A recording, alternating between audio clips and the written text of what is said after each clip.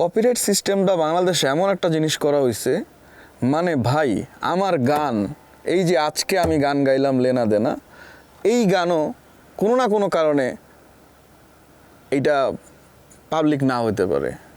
আচ্ছা, এটা কেন কারণ? কপিরাইট।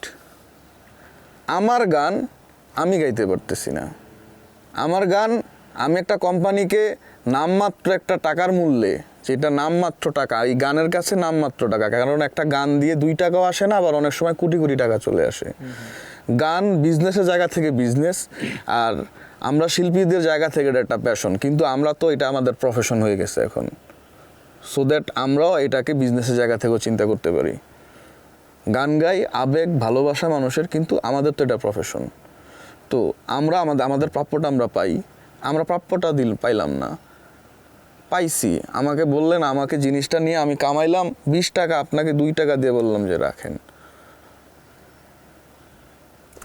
সেটা এখন ধরেন আপনি আর এটার খোঁজ নিলেন না, আপনি আপনার মতো আছেন, আপনি নিয়ে গেছেন বা আমি নিয়ে গেছি আপনার কাছ থেকে গান নিয়ে, আমি আমার মতো হয়ে গেছি, আমি আমার মতো চলতেছে, আমার ধরেন আমার এখন, আপনার এখন দুর্দিন বা আপনার সময়ও নাই, মানে আপনার সময়ও নাই, মানে আমার কাছে এখন আমার সময়ও নাই। কেন নাই?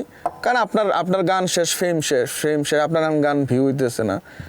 আচ্ছা, ভালো কথা, আমার গান আমি লিখছি, একটা লেখক একটা গান লিখে সে কি 5-10 হাজার টাকার বিনিময়ে তার গানের সত্তাটা বিক্রি করে দিতে পারে? আপনি ইন্টারন্যাশনাল কোন লতে আমাকে দেখাবেন এটা?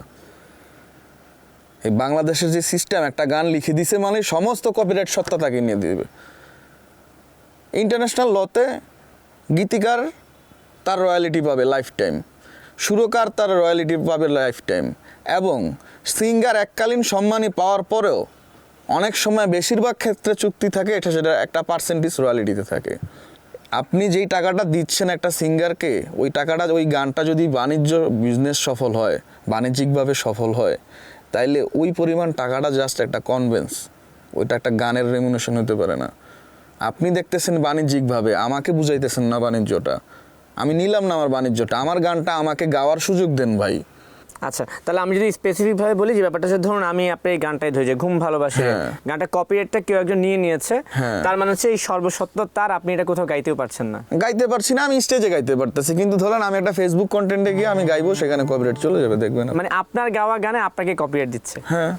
আচ্ছা, তো এইটা নিয়ে শিল্পী পর্যায় থেকে আপনার কি কপিরাইট অফিস বা তথ্য মন্ত্রণালয় এখানে কি কোনো যোগাযোগ করেছেন, কথা বলেছেন যে আমার গান দিয়ে যে কপিরাইট এই বিষয়টা হচ্ছে, এটা সলিউশন কি? এইটার সলিউশন বলতে এখন যুক্তি আছে তাদের কাছে যুক্তি হচ্ছে,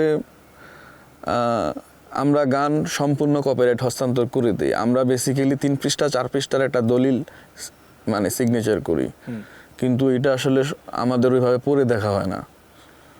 সেখানে আমার যখন প্রয়োজন হয়েছে তখন আমি পড়ছি, সেইখানে ওই যে ছোট করে লেখা ছিল, সেখানে ছোট করে লেখা ছিল সমস্ত পাবলিশিং রাইটস, সমস্ত ডিজিটাল যত প্রকার রাইটস সেটা নিয়ে নেওয়া হয়। আচ্ছা, কিন্তু এই নামে মাত্র মূল্যে এটা অবিচার আমার কাছে।